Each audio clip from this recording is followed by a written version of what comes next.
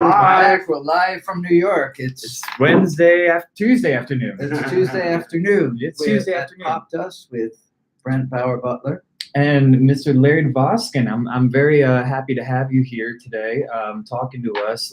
A lot of fans of Popdust Presents may recall that you were once here talking about the Songwriters Hall of Fame. That's true. And now you're back. We survived that. We survived that. We made it. Close encounters with Ed Sheeran and others. Yes, you've got some good Graham opportunities there. Yeah, it was fun. The Songwriters Hall of Fame is fuzzy. It's less like, there's just less pressure. The songwriters are more like behind the scenes, so yeah, they're kind of nicer.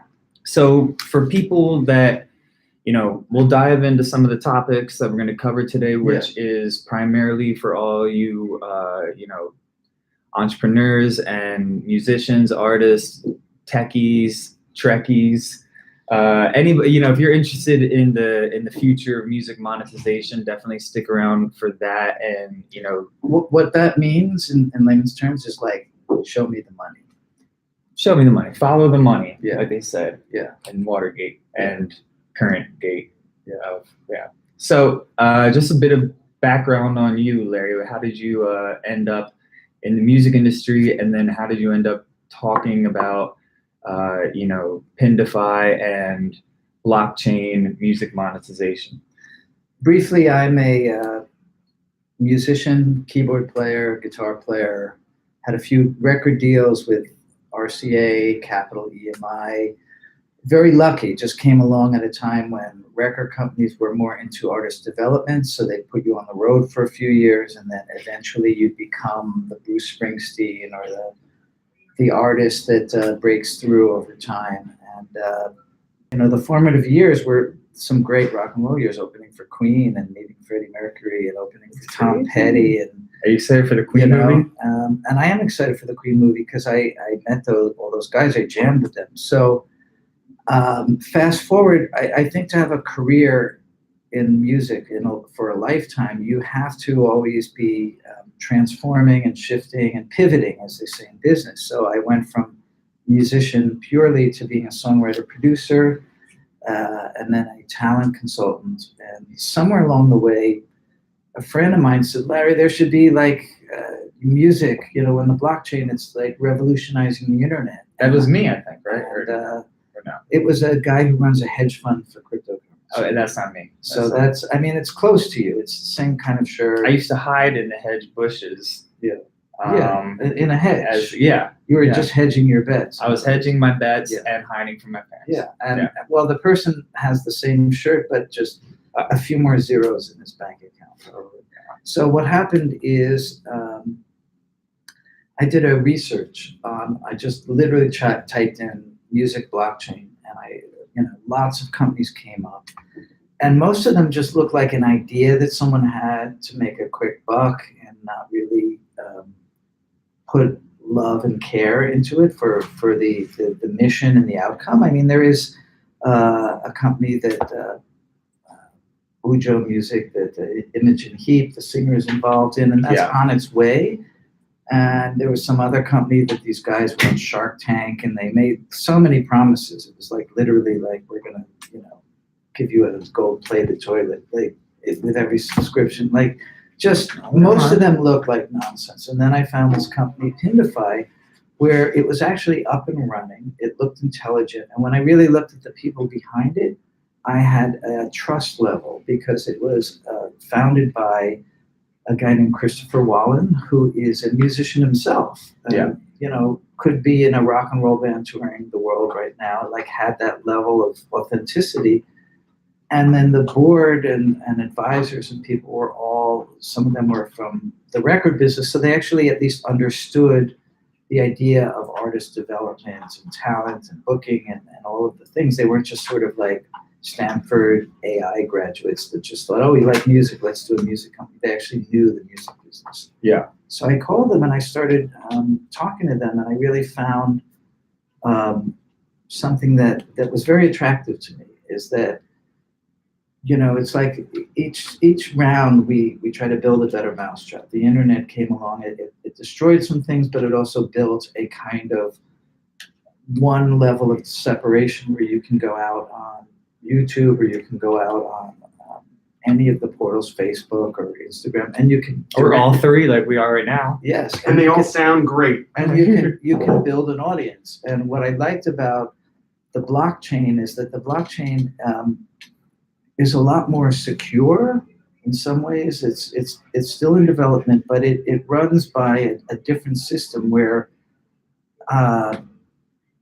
in the old days, there's this thing called the black box where hundreds of millions of royalties are just sitting uncollected because maybe Brent and Larry wrote a song and in America it's collected, but by the time it gets to Albania or by the time it gets to Cape Town, South Africa, like they spell your name wrong or my name wrong, and then the money from the royalties just sits there. And Yeah. using blockchain, it's something that has much more accuracy in its data.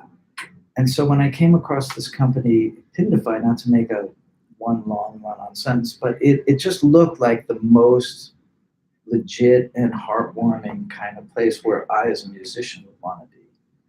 And then I talked to the founder, Christopher Wallen, and he was like, join the team, come on board. Like, we're building an international group of people. And it's a very different model than how you get paid by record companies and other things. And so just to break it down, I myself, I have kind of a Betsy DeVos level education. A lot of this stuff is going way over So my head. in other words, you have 3 yachts? I instead have of 3 just one? yachts. One of them went missing, Okay. and that was tough. Was that the Vladimir Putin, like, go girl weekend thing Yeah. in the Hamptons? Yep. Yeah, okay. There's a lot of mischief on there. Yeah. And one of them is from the Cayman Islands, so I don't pay taxes on it because I believe that it's a. Well, So, yeah. you shouldn't pay taxes, especially if you're making money. Now, do you have to pay taxes off of blockchain currency or cryptocurrency? It's a developing thing country by country. There are certain countries that are really encouraging development there. So countries like Singapore, Malta, certain islands like the Bahamas, or I should say Bermuda, I believe, that are really begging for people in the blockchain crypto world to come because there's so much money there. Yeah. And let me also tell you why I like this idea of the new types of companies like Pindify Please. for musicians, because look at the television business. For years, you had ABC, NBC, and CBS, and maybe the WB or Fox came along, but you had these major networks. And if you didn't exist if you were an actor or a writer or a producer or anything unless you were on the major networks. And then suddenly you had HBO, and suddenly you had Showtime and all of these other things. And suddenly a whole world of creativity was opened up. They flipped the model. They weren't the model. they weren't making everything for the sake of making the commercial vendors happy. Yeah. They had people who were paying for quality, and then you were going, commercial free, and you could do more and less boundaries. How does it translate? So, myself, as a musician, you'll get royalties from plays on Spotify and things like that.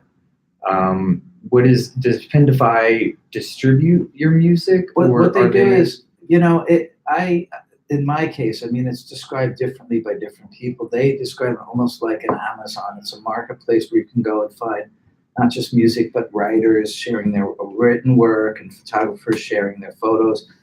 It's a really interesting model because let's say you have a SoundCloud, and people listen to your music, or your followers sign up to be on SoundCloud.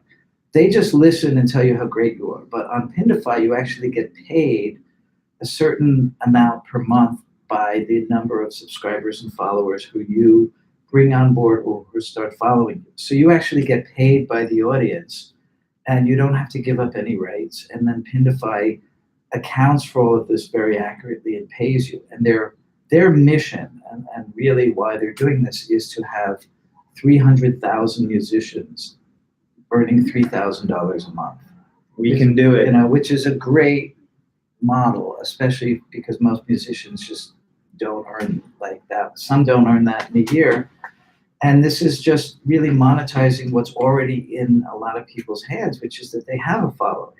And it's almost like a crowdsourcing thing. The following really supports you in your journey, as opposed to you going to the great Emerald City in the Wizard of Oz and saying, please, do you have a record deal in the bag and fame and fortune? Like, you bypass that whole incredibly difficult process of breaking through the noise. Like, you're developing your own platform, your own following, and you get paid by the people who subscribe and follow you.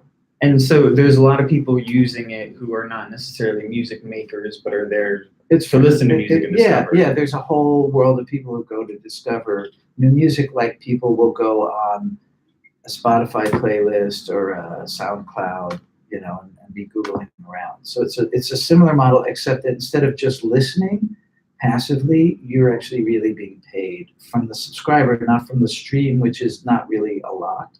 Yeah. But actually from the subscriber. And it's a couple of dollars a month, depending on the type of follower. Okay. And so, for people out there that might be paranoid about where their music goes or where it ends up and the rights and things like that, have you found that artists that you work with or that you might know that are on there, do they have anything to worry about regarding their... No, because you're not, unlike getting like a kind of major typical deal where you're giving away part of your rights, or you're having somebody take 10% to administer, even with a publisher, where all of your money is going to them and then they're collecting worldwide and giving the rest to you. With Pindify, you're not giving up any rights. You're literally just having an account there as a provider. And again, it could be a photographer, it could be a painter, an author. We're talking to charities about having an account there that they can kind of just feature the work that they're doing. And it's a unique model. It's kind of turning things a little bit on their head. And again, sometimes it's not just the thing and the platform, but it's also the community. Like, the people I've met from there are creative people from all over the world. And I like that it's a creative company run by creative people. And what is sort of the growth strategy for them? Are they going after the Bonos of the world to upload music there? Or it's a combination of things, because it's also not just artists, but it's also companies. Yeah. There are a couple of companies. It's primarily, there's an office in Sweden. And so it's kind of, in some ways, I don't want to say Scandinavian based, because like any internet company, it's global. But there are a number of companies that need exposure. And so it's not just artists, but companies have signed up so that 15 or 20 of their artists have a platform where there are eyeballs from all over the world that are looking at it and discovering new music. Just like, again, you discover new music on you go to YouTube or you go to anywhere else. Hi, YouTube. And so it's an interesting model. And for me, it's the second half of what I talked about before, about the HBO replacing, the NBC or CBS because of the quality level. This whole new wave of blockchain companies can in many ways really disrupt the current record business, because you're going to go to one of the 4 or 5 big major labels, and it's this process it's like running for political office. You have to go through so many hoops and so many barriers, and with a new realm of companies coming through, it's really you and your fan, and you're being paid directly. Yeah. So you're bypassing, and again, we don't want to make the middleman bad, because the middleman made Bono, who you mentioned, or certainly made Ed Sheeran, and there's great artists. I mean, could record labels get involved themselves? Yeah, absolutely. And especially, like I said to you, some of the, we're talking to some of the major labels, of course, and also really opening the doors for people to discover new music. We love discovering new music. Yeah. That's why every day I go on popdust.com. Yeah. And I always subscribe. And that's why I'm here with you, because I feel like what you're doing is really, you have told me yourself that you'll have some major artists and people like the Green Days of the world, but you'll also have many independent artists and people who are coming through the ranks. And that's, to me, the heartbeat of what makes music so exciting. And so I also know that you actually teach like a course at NYU it, that deals with the music industry. Yeah. Is the cryptocurrency future something that you advocate to them, or that do they understand it entirely? They understand it better than the faculty at NYU, like, for sure. And there's two different things, and let me be clear: cryptocurrency is a commodity, and its design is to be a currency, but it has in the last few years been really used as an investment. So people don't want to buy a Lamborghini with Bitcoin anymore because the Bitcoin might be worth twice as much in a month, and then they could have bought two Lamborghinis. So people are like holding it and trading it and selling it and trading it, kind of like a stock. Whereas blockchain itself, just for breaking it down, should have maybe been first in the conversation, is the technology that things run on. So it's like Windows is to a computer, or iOS is to your cell phone. It's this layering, and some of the companies that are coming through with blockchain are running much more securely and fast than the current technologies. And I'll give you an example that Ethereum is the main, is probably the biggest blockchain that's well known and that's being used and that's monetized right now. And the transactions from Pindify are running on Ethereum. So they're secure and much more, it's just a better technology. And companies like Visa, from what I've read, and I'm just quoting a lot of things from Business Weekly and other trusted sources. Reddit.com.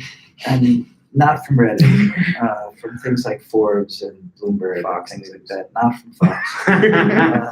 I'll shoot all of those down.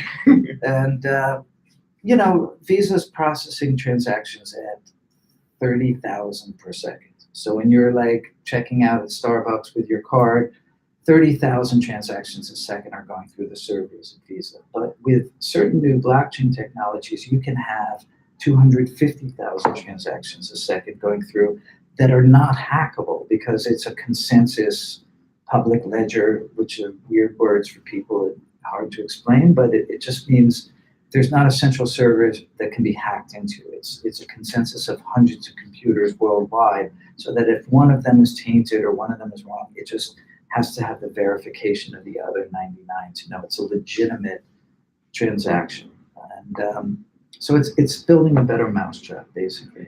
So I guess, bringing it all back down to musicians that might be watching and might be interested in signing up for Pindify or whatever for a pizza pie. He just combined Popdust and Pindify. There might be something there. Pindadust or Popdify. Well, that's a very good. Popdify. It's a good segue Popdify. because, I'm interested in, what happens. Is there a way for you to then translate it back into real money? Because the other day I'm walking around in East Village, and I was reminded of this because when you said Pindadust, I was walking down the street like I do occasionally. I've heard. And in fact, I met you. Well, I was playing guitar, but similar. He And so looked like Michael Cera in Juno, and he had like the headband. It was like yellow, and he was like in shorts. No one else was dressed like that. It was like you look like. I was confused. You look like, but he was playing a song that was honestly, and I'm not saying this, but it was as good as any Lennon-McCartney composition. It was something you wrote, and I just stopped. I was like, wow, this guy's really talented.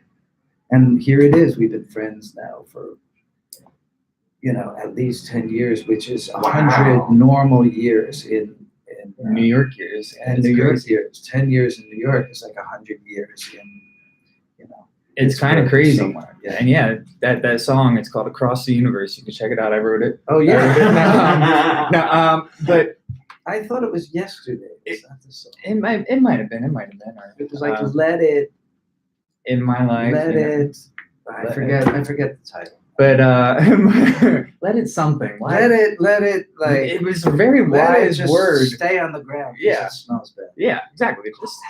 But so anyway, I'm walking by this guy, and he's on the phone, and he's like, man, he's like, Bitcoin ain't money. You can't snort cocaine through a Bitcoin.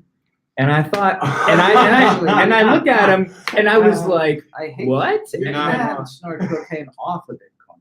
That's You true. can? And I didn't stop to debate him about it. But I remember I looked over, I went, what?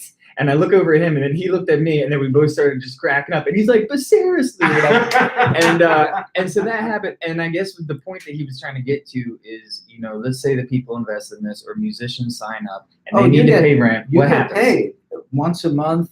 You get an accounting from all of the followers and subscribers that either follow you randomly from other who signed up, because you sign up to Apple Music, you sign up to Spotify, you sign up to any one of these services, YouTube Red or Pornhub. And so the people who start watching you, you get a percentage of their subscription, and you also get a higher subscription fee from people that you've invited. And there are a bunch of bands that are big and mid-level bands from Europe and other parts of the world that are bringing like hundreds of thousands of followers over. And so that's crime. They're solving crime. Let me tell you, it is the best, biggest website and portal ever. I don't think you could understand cryptocurrency. So no, it's too complicated. Yeah. And plus it's a long word. Like it could be broken up into two different words. Currency and crypto. So people get paid once a month in cash from the subscribers and people. This whole getting paid once a month in cash is interesting to me, because they pay me mostly in pizza here. Pizza parties all the time. It's like we're like the Ninja Turtles or something here. Yeah, exactly. Yeah, and but okay, so artists can go right now and sign up. Well, no, it's actually by invitation. So you can actually go to the website, and you can also go to, I think, pindify.com/Larry Dvoskin, which is me, and sign up, and I can send you an invitation. Oh, I like that. Invite only, like all those parties I didn't. It's only so that, and I'll tell you why it's invite only. We're not like one of the 1% camps at Burning Man where like there's a velvet rope. We don't want, like, it's really so new that we don't want like trolls and weird fake accounts and other things just sort of signing up and jamming the website while it's really launching and being birthed. So at the moment, we're actually just making sure that you really are, in fact, you know, Brent Butler and. Can I be Pindify verified? And I guess you can, of course. One thing I wanted to mention to the Popdust audience is, if you are interested in what Larry is talking about, please put your information in the comment section. Yeah, social security number. Yeah, and hair color, eye color, blood type. You know. And also your Bitcoin number, the number password. of the password, it's your Bitcoin key, and we promise not to share it with anyone. Yeah, but this is super interesting stuff. So I appreciate you sharing. Yeah, and just not to forgive me for interrupting, but the invitation, it's very easy. You can go on the site, just say I'd like to join, and then they will send you a link. So everyone can join. It's not exclusive or anything. Yeah. We deliberately are trying to help artists that are curating the community as and we're not saying, oh well, you're not talented so you can't get in. Everyone can get in. We just don't want to be overrun by bots and trolls and other things. If we start a site, it gets infiltrated quick, and then like the people who are following are real. So let's say I put up a site and I invite like some agency to send like 900 trolls in. I'll be making money off of like a fake account, basically. So they want it to be legitimate, and that's the reason why it's not an exclusive thing or a talent-based thing. Well, I think it sounds really cool. Yeah, I'm expecting an invite. I'm gonna personally make sure that you have like the Grand Poobah level account. Good, because when it was your birthday party, I don't recall receiving an invitation. Well, now there is. We're going to. Anyone wants to come along? We're having one on Thanksgiving. So just put that in the comments. I think that's Thanksgiving. That's not your birthday. No, we're having a birthday party in a foreign country. Ooh, at where? the beach in Mexico. All right, That's we got the a party. Popdust Mexican field We're trip. gonna be spring broadcast. break, but in Yeah. the fall. Yeah, we're gonna be Yo, Fall all break. right, seriously, Spring guys, we break gotta for- talk about this off camera, but Belize or Mexico Beach, wherever. Yeah, we're gonna be on a balling beach, partying and Balling celebrating, Beach. Oh, celebrating life and mischief. I love it. I love it. Yeah. So, That's the Pindify lifestyle, man. Yeah. Next thing you know, you got your crypto coin. You're on the beaches of Bali, balling out. Exactly. So before you leave, Sure. maybe you take a question from the Popdust Magic Box. It's a Magic tradition. Box is a tradition, so we're gonna do a fabulous question. Reach in. There's all sorts of All right. spooky Wow. questions. Wow. Digging deep. Wow. I'm digging in deep. Switch to, around, switch it around. Okay. All right. And Don't then I get just- bit. All right. Something came along. There's a question that Okay. says. Winner is- Oh. Whoops. So the question is, where would you go in a time machine? See, I've got an issue with this one because it should be when would you go? in the Yeah. time machine. No, I'm going to Space, say time, where time. and when. Okay? Yeah. I'm just going to correct it. Well, Space time. You know, Space space. time, yes. Space-time Assuming you're continuum. going back in time, but you don't want to say forward, backward, where. And there's a And when. distinction. Do you know then what you know now? Yes, Oh yes, my of God. course, of course. Blowing It my works on mind. Back to the Future rules. Okay, Yeah, so here's okay. the thing. I always felt I loved the music of the 1960s. The Beatles, the Stones, Jimmy, Janis, Santana, Crosby, Stills, Nash and Young. So I always felt like I was born too late because I missed all of that stuff. And by the time I came of age, you were kind of in the early 80s, and there was like disco and skinny tie rock. Everyone was like, dun, dun, dun, dun, dun, dun. Every song was dun, dun, dun, dun, dun, dun, dun, dun, dun. I love that song. So it was like skinny tie. I don't want you coming here. So, or like, like kind of like that slap bass thing. So I would go back to the summer love, 67, and be in London and like Ooh. as a like late teen, and the summer of 67, the summer of love, and just ball like a rock star.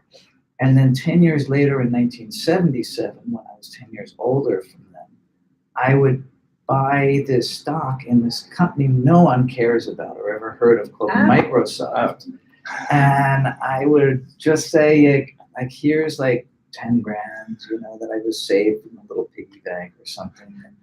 And because in 1992, $10,000 worth of Microsoft became $22 million after all the splits, merges. So I would have just done a little partying and then a little investing. If I could,